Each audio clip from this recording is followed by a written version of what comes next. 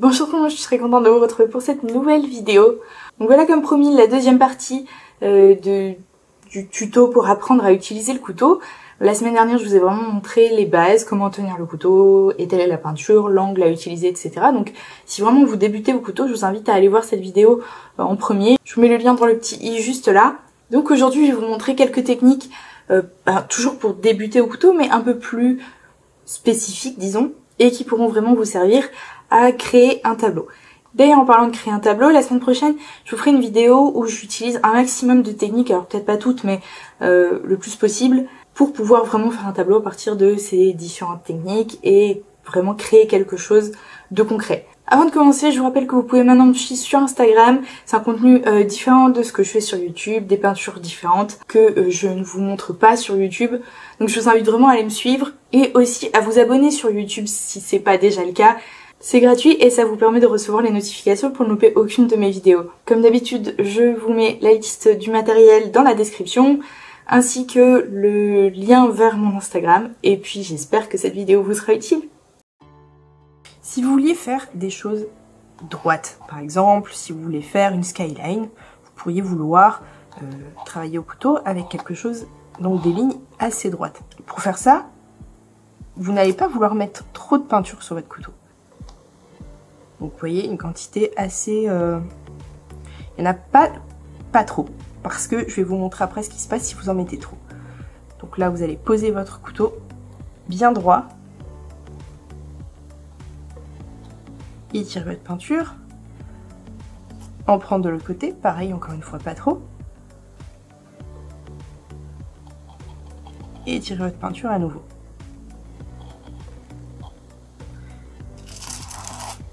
Et ensuite, pour faire le haut, essuyez votre couteau. Et cette fois, on va prendre de la peinture seulement sur la pointe du couteau. Parce que pour faire seulement le haut, il ne faut pas qu'il y en ait sur une trop grande longueur. Si vous en avez sur une grande longueur, vous n'essuyez pas votre couteau. Quand vous allez vouloir partir en haut, tac, vous allez dépasser. Non, je vous montre ce qui se passe si vous avez trop de peinture sur votre couteau. Ce qui va se passer, c'est que quand vous allez poser votre couteau, ça va déborder sur le côté. Vous voyez, vous vous retrouvez avec quelque chose qui est pas droit. Plus vous en mettez, hop, plus ça déborde sur le côté. Donc, même si vous faites des grandes skylines, des grands bâtiments, vous allez vouloir faire ça en plusieurs fois plutôt que mettre beaucoup de peinture d'un coup sur votre couteau.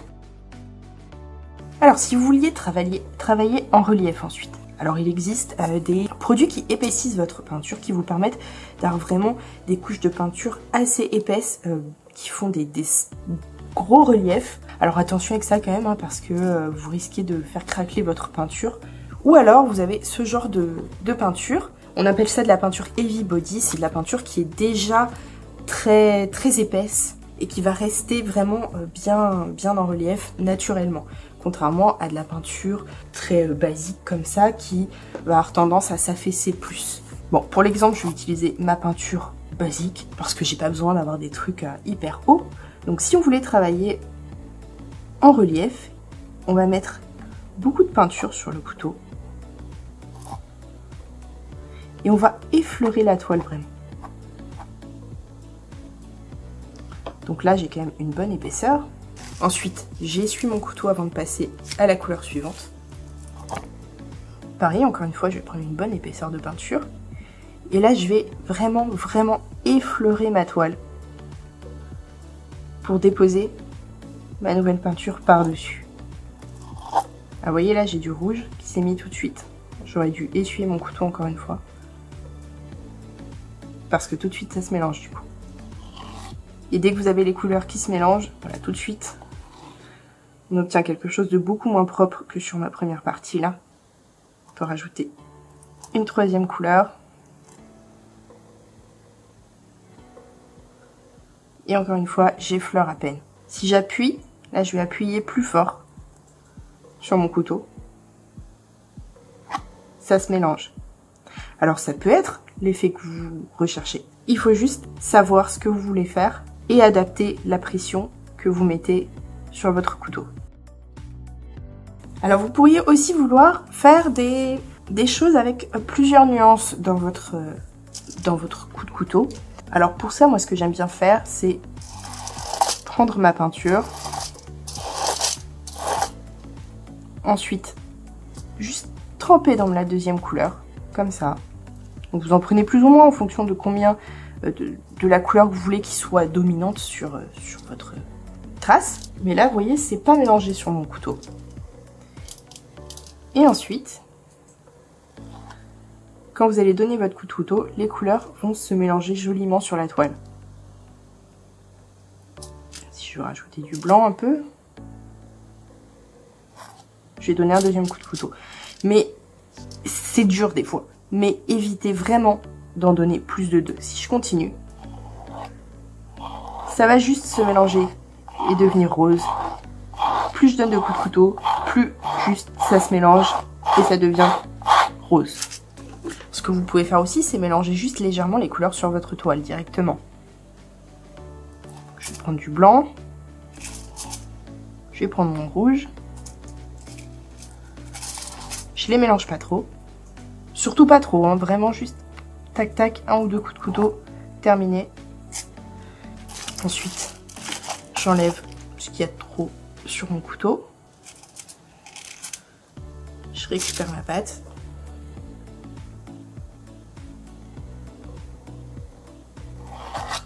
Et je viens donner mon coup de couteau. Encore une fois, sans appuyer trop fort. Je vais vous montrer ce qui arrive si vous appuyez trop fort. Si j'appuie, déjà premièrement, on va voir la toile en dessous. Et les couleurs vont bien plus se mélanger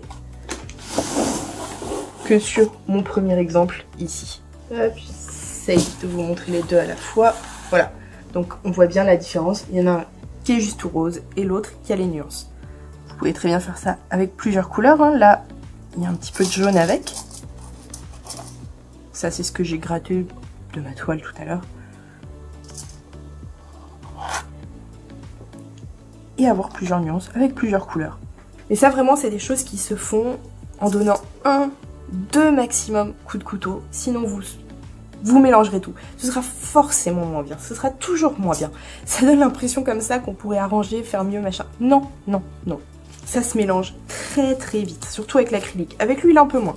Mais voilà, là je vous donne des exemples surtout avec de l'acrylique. Et de l'acrylique basique, pas de l'acrylique heavy body. Je vais vous montrer quand même la heavy body si jamais vous saviez pas quoi acheter comme matériel et que vous hésitiez. Donc là c'est la marque Sennelier, hein, c'est une marque française. Voilà, ils font... c'est de la bonne peinture plutôt, hein, vraiment elle est pas mal du tout pour travailler au couteau surtout. Je trouve qu'au pinceau elle est un petit peu dure à étaler, mais bon, on parle du couteau, donc voilà. Donc déjà ça se voit hein, que c'est très épais, ça reste bien en hauteur. Je peux vraiment faire des choses et ça reste, ça coupe net quoi, hein, c'est hyper épais quoi. Donc avec ça vous pouvez vraiment faire des choses qui vont rester très comme vous l'avez posé quoi. Vous voyez. Et du coup vu que c'est plus épais, ça a tendance à moins se mélanger. Donc si je prends hop du rouge et du jaune, c'est beaucoup plus net, les couleurs restent beaucoup plus séparées. Mais quand même, dès le deuxième coup de couteau, ça se mélange plus, et plus, et plus, et ça finit orange. Alors repassons sur la peinture basique. Autre chose qui peut être pas mal, que ce soit un effet recherché ou parce que vous voulez modifier votre toile, admettons que vous avez mis une couleur sur votre toile. Donc évidemment je parle avant séchage. Après séchage ce sera plus pareil. Mais avant séchage, on va mettre une bonne couche quand même. Hop, qu'on voit plus la toile en dessous. Je vais en mettre un petit peu moins sur cette partie-ci, juste pour que vous voyez la différence. J'essuie mon couteau avant la deuxième couleur. Je vais prendre pas mal de peinture. Et je vais venir juste effleurer la toile. Vous pouvez presque couvrir une couleur, même si elle n'est pas sèche. Ça, c'est en effleurant à peine. Là, je vais appuyer un petit peu plus fort. Ça se mélange plus. Et sur la partie où je n'avais presque pas, enfin une très fine couche de rouge,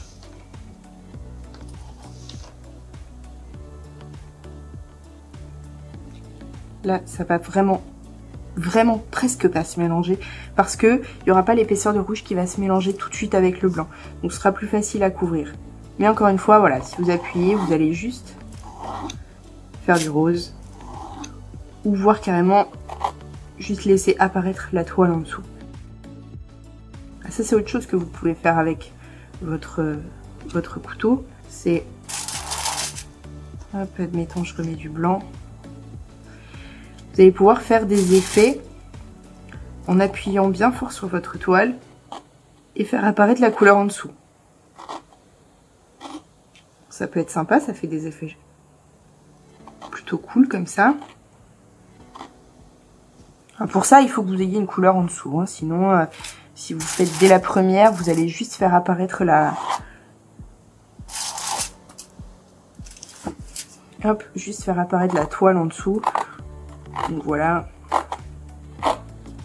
C'est pas aussi bien, c'est pas terrible. Alors un autre truc plutôt cool que je fais souvent au couteau, c'est de faire des lignes avec la tranche du couteau. Alors pour ça, le plus simple, c'est d'étaler votre peinture sur votre palette. Donc vaut mieux avoir une palette plate. À ce moment-là, c'est même pas la peine de suivre votre couteau. On va juste venir le passer dans la peinture en décalant très légèrement vers le centre. Juste pour en prendre un petit peu. Donc on se retrouve avec une très légère épaisseur de peinture sur la tranche du couteau.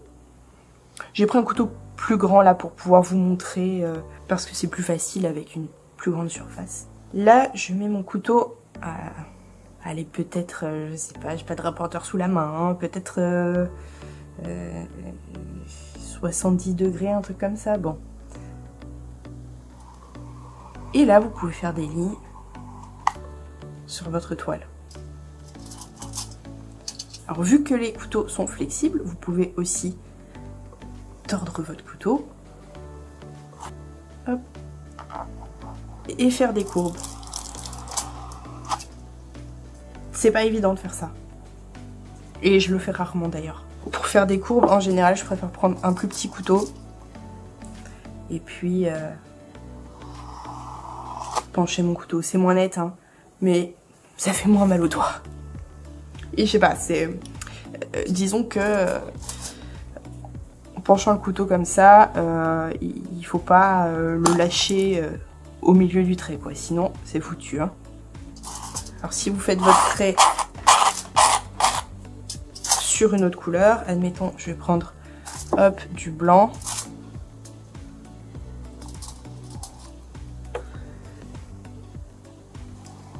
Le trait, hop, il va se terminer rose, hein. Ça va se mélanger, forcément. Mais ça fait un effet plutôt cool de commencer d'une couleur et de finir d'une autre. Donc, voilà, il faut le savoir. Sinon, vous attendez simplement que ça sèche et puis vous faites par-dessus. Et là, les couleurs ne se mélangeront évidemment pas. Oh, et j'ai oublié de préciser que quand je fais ça, j'appuie quand même assez fort sur mon couteau, hein. Si vous faites qu'effleurer, ça risque de pas très bien marquer. Alors là, depuis le début, je vous montre comment utiliser le couteau dans ce sens-ci. Mais vous pouvez aussi vouloir l'utiliser dans ce sens-là.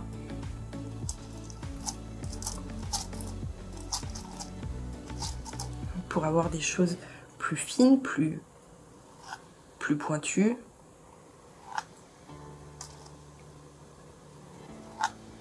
Donc là, c'est des traces en effleurant à peine.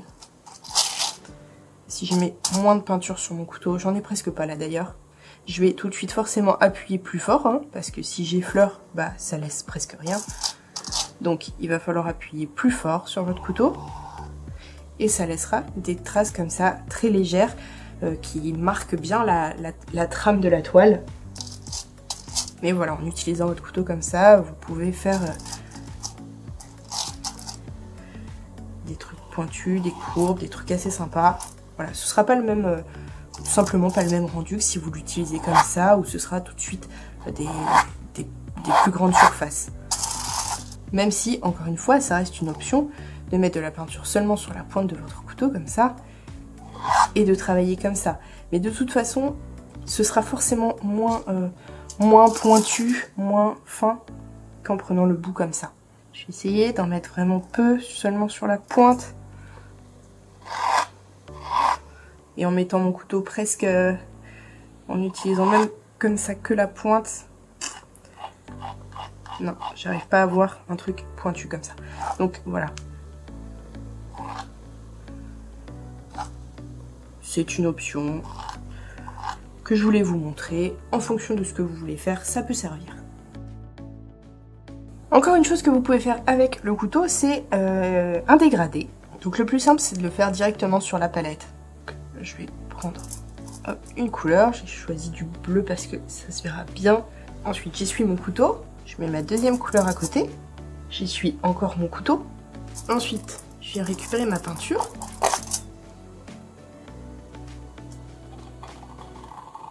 Et je viens l'étaler comme ça. Et je recommence jusqu'à obtenir mon dégradé.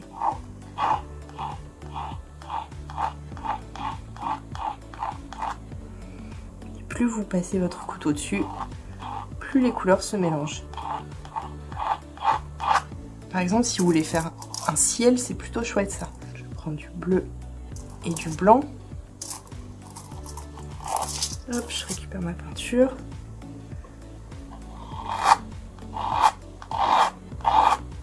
Je l'étale. Et bon, le ciel n'est pas blanc en général. Donc, je peux continuer de descendre un peu pour que mon blanc et mon bleu se mélangent bien. Je fais remonter et redescendre un petit peu mon couteau.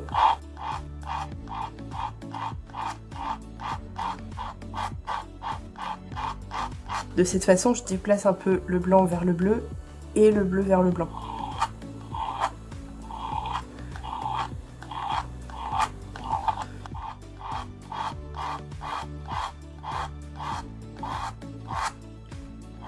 Voilà. Alors évidemment, on travaille au couteau, donc ce sera difficilement parfait. Si vous voulez un dégradé absolument parfait, sans aucune trace, il faudra utiliser un pinceau. Mais on obtient quand même des effets hyper sympas avec un couteau. Donc voilà, c'est toutes les techniques relativement basiques et simples auxquelles j'ai pu penser. Si j'en trouve d'autres, je vous ferai une autre vidéo. Je vous rappelle que la semaine prochaine, je vous fais un tableau pour vous permettre de vraiment vous entraîner sur quelque chose de concret. Et voilà, c'est tout pour aujourd'hui. Je vous invite à me suivre sur Instagram, je vous mets les liens dans la description, je mets aussi le lien vers ma page Facebook, le groupe aussi dans lequel vous pourrez partager vos toiles, avoir des avis et des conseils. N'oubliez pas de vous abonner, de partager et de mettre un pouce bleu si cette vidéo vous a plu, ça m'aide énormément. Et puis je vous dis à la semaine prochaine pour une nouvelle vidéo.